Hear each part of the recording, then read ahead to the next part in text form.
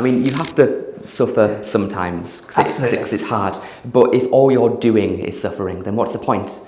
It reminds me of, I think it was Alan Watts, the philosopher. He had a great story which related to this, where he said, when you go to like a symphony, you don't go to listen to the final note, like the destination, the end of the song. Your goal is to enjoy the music and the ups and the downs and everything in between, and then you get to the end. If people just wanted the destination, then all songs would be like 5 seconds long, right? And it's the same with life, because we grow up and we go to school and we get told that the point of school is so we can get into a good university. So we struggle and we suffer. We finally get into a good university and we go, no, don't be happy yet. You need to still study so you can get a great graduate job, and then you suffer and suffer and eventually you get the graduate job, and then it's no, calm down. You're not allowed to smile yet, Alfie. You've got to work hard to get promoted and then buy the house and then get the wife, the husband, the kids and then the grandkids, and then one day maybe you can retire and be happy. But we've missed the point. You've gone along this entire life stressing, and when you get to the end, you've kind of wasted it all. So life is about enjoying the song, not just the ending.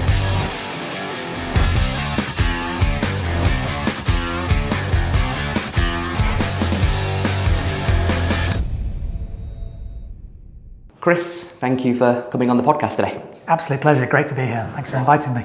My pleasure, man. My pleasure. So, you've built your business Penfold from just an idea into now a successful and growing team.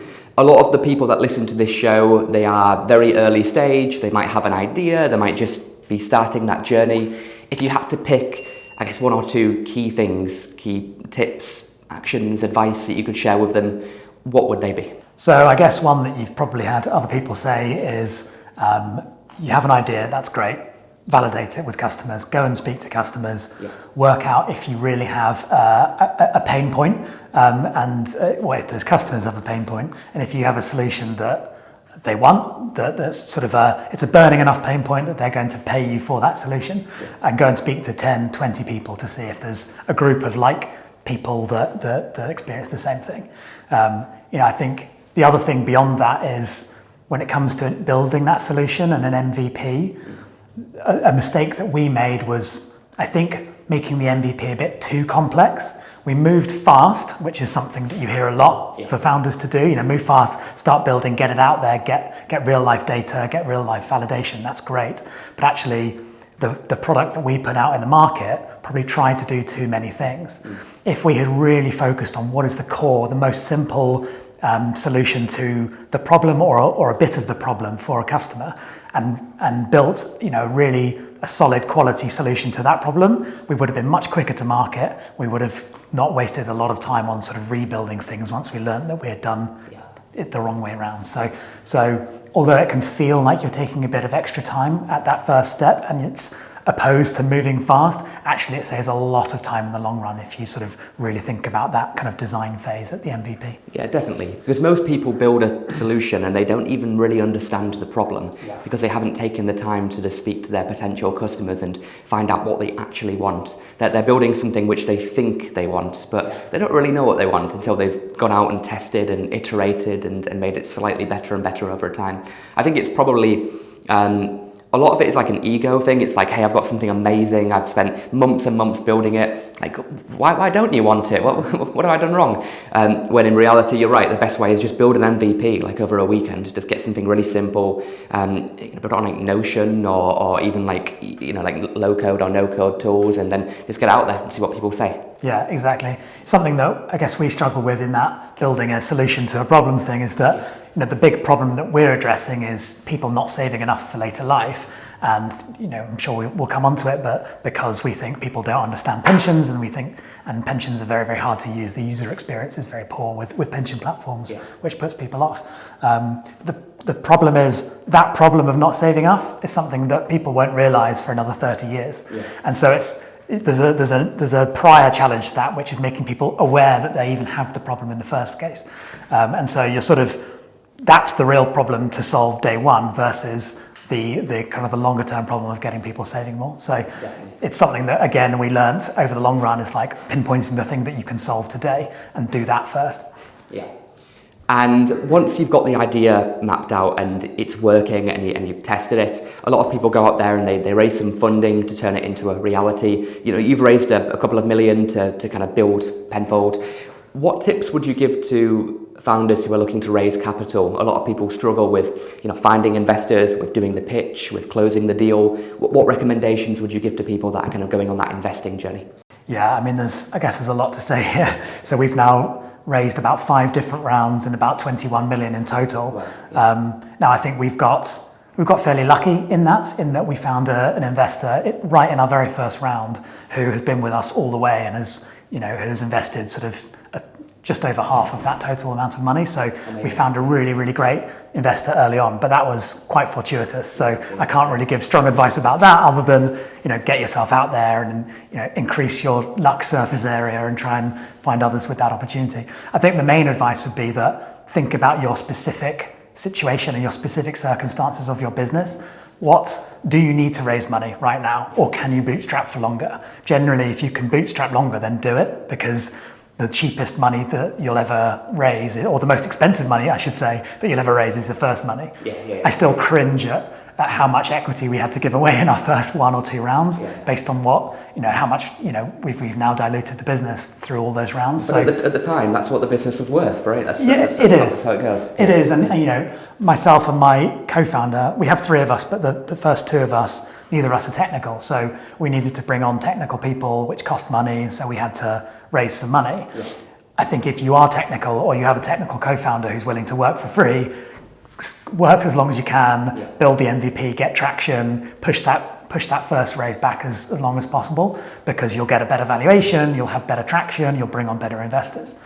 I think when it comes to then raising the money, that first round, SEIS and EIS are just such fantastic schemes to encourage investment in startups, and don't underestimate quite how many people that you might know that might be interested in investing due to the SEIS tax reliefs. Yes. I think when we started, we thought, we need to find that strange pool of people that are angel investors, and how do you find these people? Where do they live, and what do they do? Where do you find them? Actually, a lot of people already that will invest in with SEIS. So I think probably the best place to start is looking in your industry, someone that is well known in that industry, is successful, has made some money, and pitching them and getting their buy-in, because that will then just be the start of the kind of domino effect. If other investors who maybe know the industry less see someone who knows what they're talking about, is likes your idea and likes your solution and is investing, then you can take that and shop that around, and that's when the sort of the FOMO and the sort of the momentum builds, and you can start kind of getting other investors on board. And then I guess, sorry, I'll keep going on fundraising, but there's a lot to say. Go for it, man. There's a lot to say. I think that, as I say, that first round with SEIS and maybe individuals is probably, it may feel hard, but it's probably the easiest round to raise because of those tax breaks. Beyond that, people will start thinking, okay, now it's time to go and speak to VCs, because VCs is where you get real money from. I think, going back to my earlier point around think about your specific company, VC might not be the best route for you. And so it's really kind of a function of how big do you think your business can get, and how big do you genuinely think you can get that business over what time horizon? Are you looking at, we're doing this for 5 years, we'll get it to 100 times the valuation it is today, and you think that's genuinely achievable and you can convince someone else of that? VC is great for you. That's what they're looking for. But if you think it's a bit of a steadier growth thing, you're in this for the long term, maybe there are more patient sources of capital that don't need to realise an exit within a certain time period. Evergreen funds, family offices, higher net worth individuals that can put lots of money to aside. So that's something that we've found, because in the pensions industry, it's all about kind of, this business model builds and builds and builds kind of exponentially over quite a long period of time. And it's not a short-term thing. And so we had to find investors that were willing to kind of sit it out for the long term. Yeah. Hey, this podcast is brought to you by WeLoveAlpha.com. If you're looking to grow and hire and scale your software engineering team in the UK, then go to WeLoveAlpha.com to hire the best software developers on the market. everything across Java to C# to PHP to Python to React and Angular and mobile and more. Go to welovealpha.com to hire the best software engineers in the UK now. Mate, some brilliant points there. Look, I do some angel investing, and you're absolutely right. It's very tempting with some of the tax breaks that you can get from doing it that way. You're right that not every business should raise money. I mean, my core recruiting company is fully bootstrapped. You don't need to raise money all the time. And then ultimately, when it comes to choosing the right platform for investment, you're right. It's not just about the sexy VC money that you read on the front page of TechCrunch. It's also about, there's many different options, from crowdfunding to family offices to just going down the angel route and beyond, really. So yeah, it's important to keep all those things in mind. On the Digital Workspace Works podcast, you said that you felt like you had an advantage when building Penfold because you had not worked in pensions before. So you had to work on everything from a first principles approach. Why is first principles thinking important when building a startup?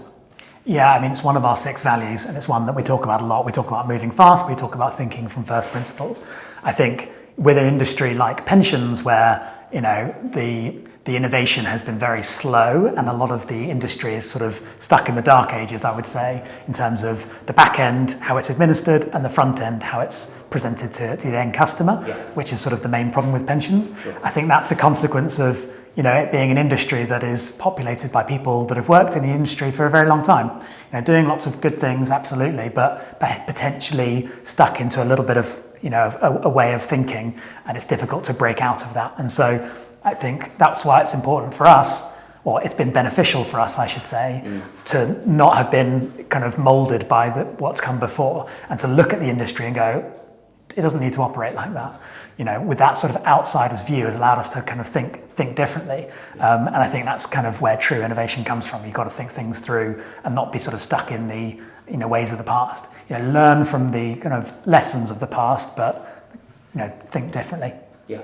To quote Steve Jobs. Yes, yeah. One thing that Steve Jobs was adamant about was about only hiring A players for his company. He had a famous quote where he said a small team of A players could run rings around an average team of B players or C players.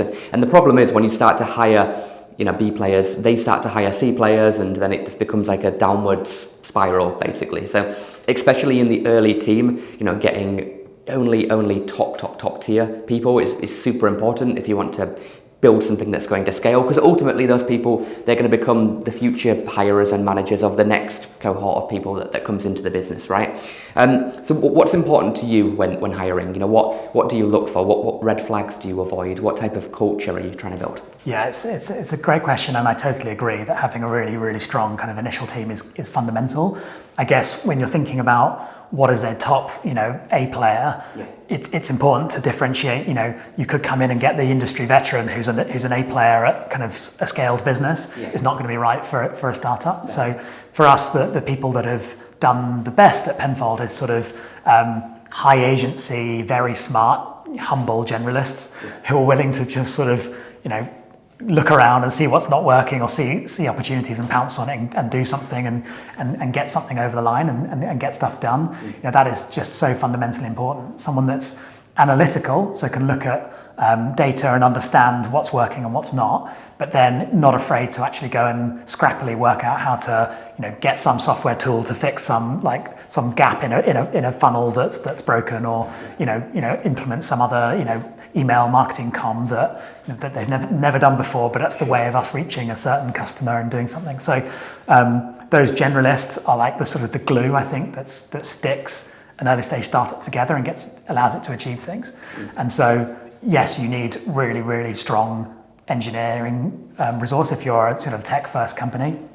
I think we were blessed with a CTO and some senior engineers from early point who were just phenomenal engineers. And I think it's certainly worth taking the time to getting someone like that on board, because as you'll know, the right engineer can just 10x the output or the outcomes for the business. So we didn't go deep on trying to find sort of specific pension expertise or someone that's that's scaled a business to new heights. It was finding that kind of group of people that could kind of work with you in a low ego way to solve problems. So humble, they can wear many hats, but also just natural problem solvers. They see something, and rather than waiting for somebody else to solve it, they go over, get stuck in, and make it happen. Exactly right. Which is exactly what you need in a startup, right? Yeah, exactly.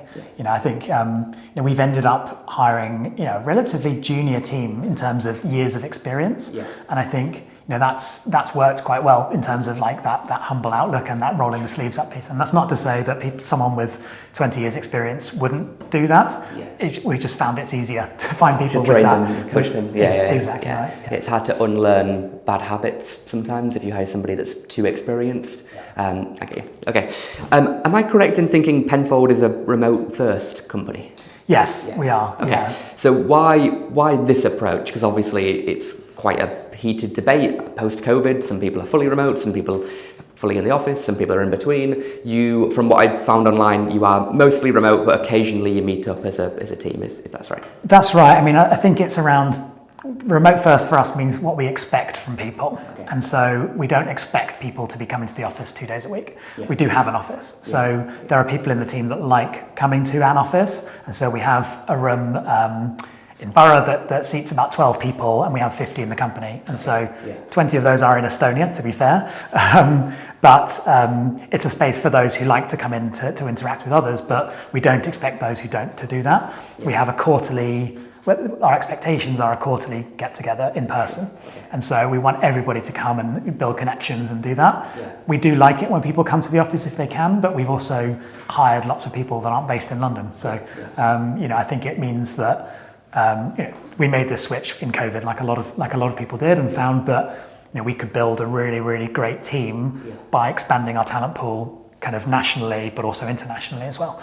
But still maintain that kind of culture of working together. Definitely, right. And I speak to a lot of businesses, and I think there's definitely a lot of pros and a lot of cons of both models, to be honest. But one amazing pro of your way of doing it is you're not just limiting yourself to talent an hour away from the office. You are literally the Estonia example, opening up the entire world, basically, in theory. Obviously there's some visas and some other things which make it not quite possible global, but you're definitely opening yourself up to more than just London. Yeah, that's right. I mean, it's difficult though, because there's definitely roles where, think of a junior operations person joining the team. It's so much easier for them to get up to speed with pensions and our product and how we work if they're sat next to their manager or someone else in their team. And so we do have to strike a balance there. So, the Estonia example is, yes, we can work with a team in Estonia, but that team in Estonia also get together in an office from time to time to train each other. So I think,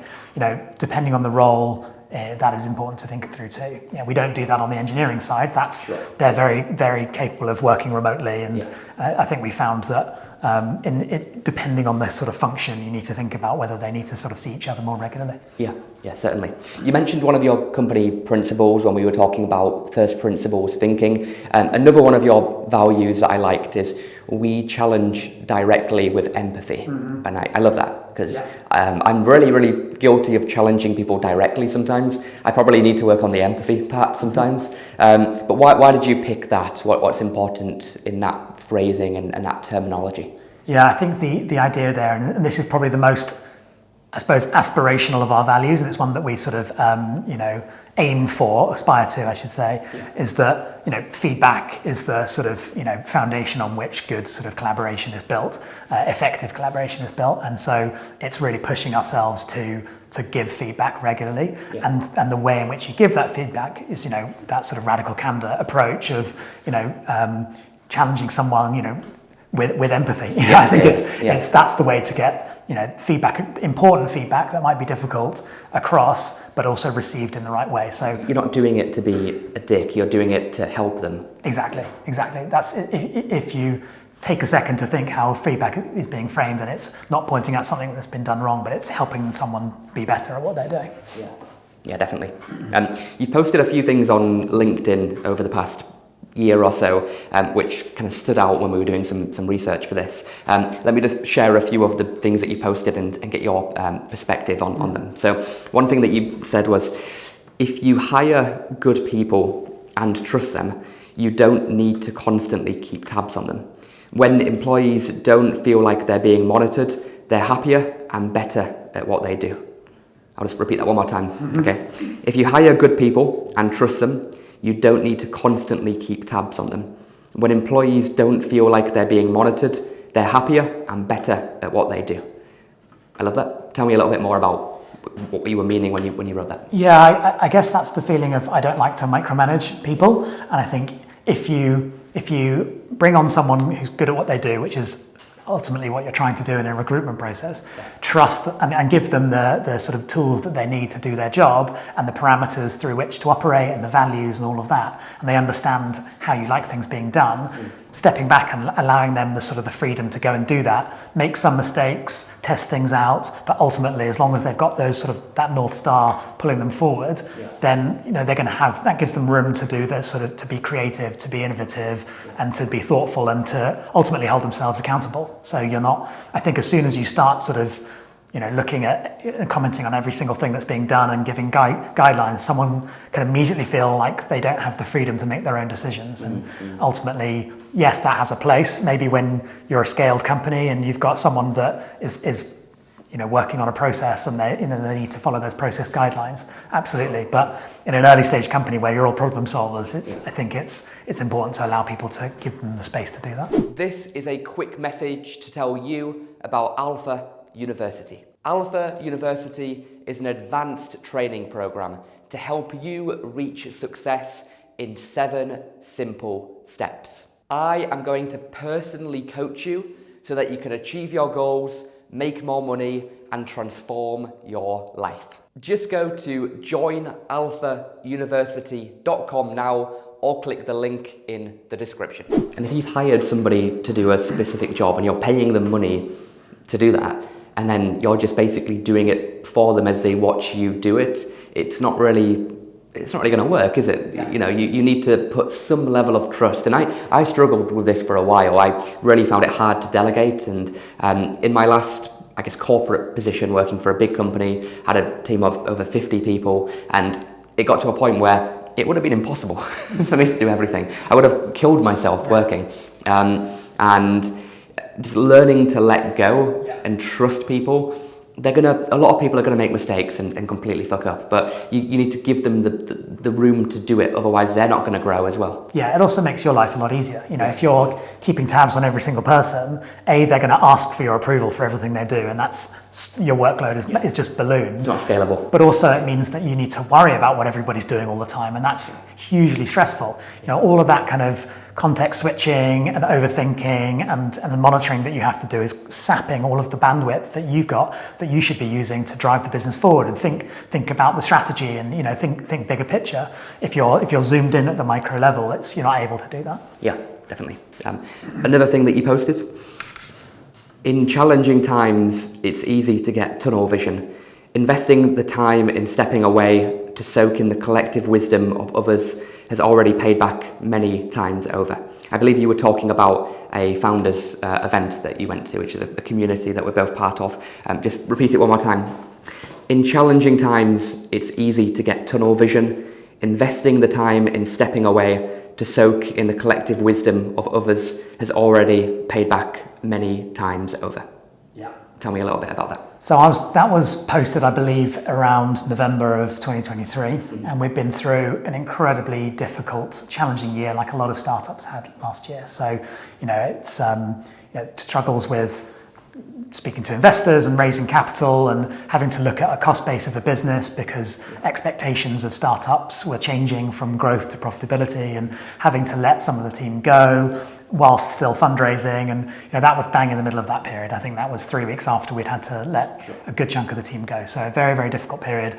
And we were still in the mix of it, in the midst of trying to raise the capital and thinking and trying to get growth for the business, etc. And so I could very easily have looked at my calendar and said, I've got 2 days blocked out for this founders retreat. Yeah. That feels like, something for the happy times that I can't spend the time doing now. But, it was so worthwhile doing it because you step away, you can speak to, in that specific example, can speak to so many other founders who've been through exactly the same thing.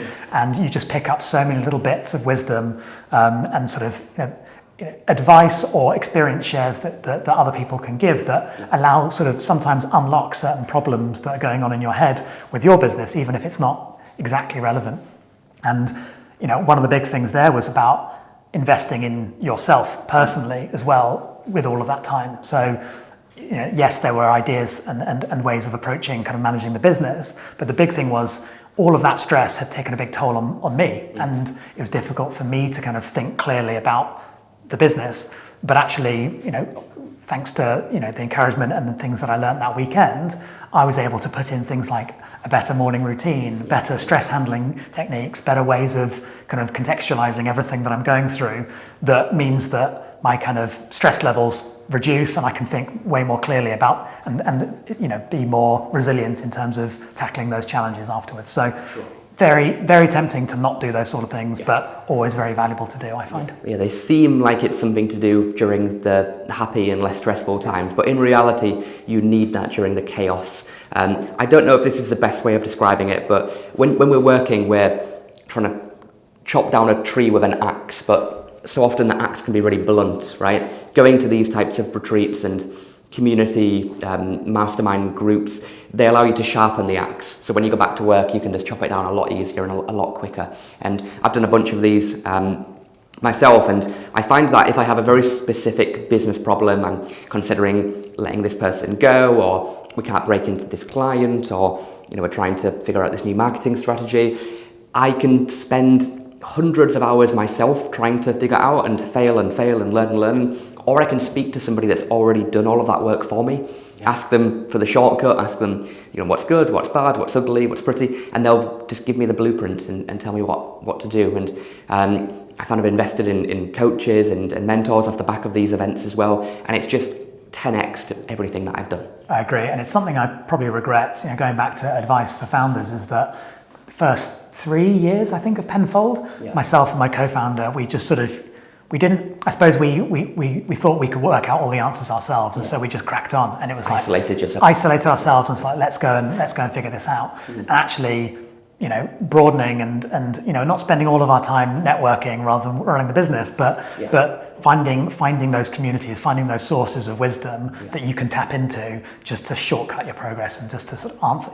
Now we're on multiple WhatsApp groups, so you can just chuck a question out and it gets answered, and that saves you 2 days of figuring something out. Yes. So it's super powerful. Yes, I use them all the time. Yeah. Okay, final quote from your LinkedIn posts.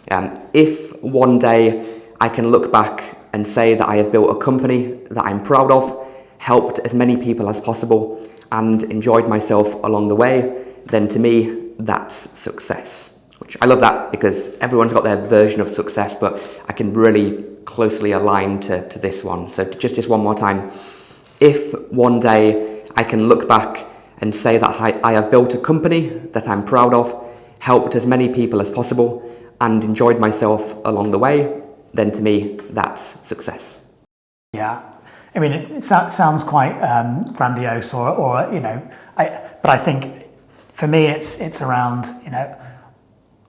enjoying the ride is such an important part of it. And going back to our company values, one of them is great place to work, which is it's not really a value, but it's again, something that we like to keep in mind, is that life is short. If you're too focused on the end game, you miss the journey. All of these kind of truisms and cliches, I really believe in, because ultimately, what else is the point of life? Yeah. You've got to feel fulfillment and general contentment and happiness along the way. Obviously, there are big ups and downs, which is life. But I think staying present and grounded in kind of the journey, I think is really important. And so, obviously, yes, we want to look back and have been successful, and that means helping lots of people and building a company and building a product that I think has made a difference. Absolutely. But if that has all been at the cost of having had a miserable 5-10 years or however long it is, then it won't have been worth it. Sure. I mean, you have to suffer sometimes because it's hard. But if all you're doing is suffering, then what's the point? It reminds me of, I think it was Alan Watts, the philosopher. He had a great story which related to this, where he said, when you go to like a symphony. You don't go to listen to the final note, like the destination, the end of the song. Your goal is to enjoy the music and the ups and the downs and everything in between, and then you get to the end. If people just wanted the destination, then all songs would be like 5 seconds long, right? And it's the same with life, because we grow up and we go to school and we get told that the point of school is so we can get into a good university. So we struggle and we suffer. We finally get into a good university and we go, no, don't be happy yet. You need to still study so you can get a great graduate job, and then you suffer and eventually you get the graduate job, and then it's no, calm down. You're not allowed to smile yet, Alfie. You've got to work hard to get promoted and then buy the house and then get the wife or the husband, the kids and then the grandkids, and then one day maybe you can retire and be happy. But we've missed the point. You've gone along this entire life stressing, and when you get to the end, you've kind of wasted it all. So life is about enjoying the song, not just the ending. And I think what you said there it's a good message, especially for young people, because you said that you're really proud of helping as many people as possible and enjoying yourself along the way. And in 2024, helping people it's not necessarily front of mind for a lot of people. It's always about what can I get, what house can I have, what car can I have, and I guess that's driven by TikTok and Instagram and all those platforms, right? But the most successful and happy people that I know, they're not focused on what they can get, they're focused on what they can give and what they can share and what they can provide to others, if that makes sense. Yeah, absolutely. It's there's that. I'm going to misquote all the studies, but it's about giving gives you a lot more happiness than receiving, and so absolutely. I mean, I suppose we are a mission-based startup anyway. That obviously we're a commercial business and we want to grow our revenues and etc. But ultimately, the problem we're trying to address is helping people avoid poverty in retirement. Fundamentally, that's the massive issue that is facing society that our product is trying to address. And so, if we do our job properly, we'll help an awful lot of people, and that's very fulfilling. And if we can do that, yes, we'll grow a really big company, and financially that'll be a good thing for us as well. But I think that sort of learning to get fulfillment and from the hard work along the way is really helped by having like a clear mission like that. Yeah, awesome. I don't think I can top that ending, so we'll leave it there. But for people that are interested in Penfold and want to find out more about how it can benefit their pension, where should they go? What's the website? Getpenfold.com is the best website to learn about how Penfold can help. And I guess there's sort of 3 different ways in which Penfold might be helpful. It's a personal pension. If you're not saving into one of those, if you're self-employed or you don't have a company pension yet, you can set up one for yourself there. We're also a workplace pension. So if you've just started your company and you've just hired your first employee or multiple employees and you need to now auto-enroll them into their pension, we do that. We make it really simple. And so, and finally, if you're sort of an accountant or you're helping another company with their pension, we can also help you. So lots of use cases. Whoever you are, go on the website, getpenfold.com to learn more. Cool. And if people want to, I guess, message you directly, Chris, would LinkedIn be the LinkedIn's the best place. So Chris Eastwood with some numbers after it, but search Chris Eastwood Penfold and you'll find come it. up. Cool. Amazing. Well, thank you, man. It's going on. My pleasure. Thanks for having me. Hey, thanks for watching this podcast. Make sure that you like, subscribe, follow, comment, etc., and I'll see you in the next episode.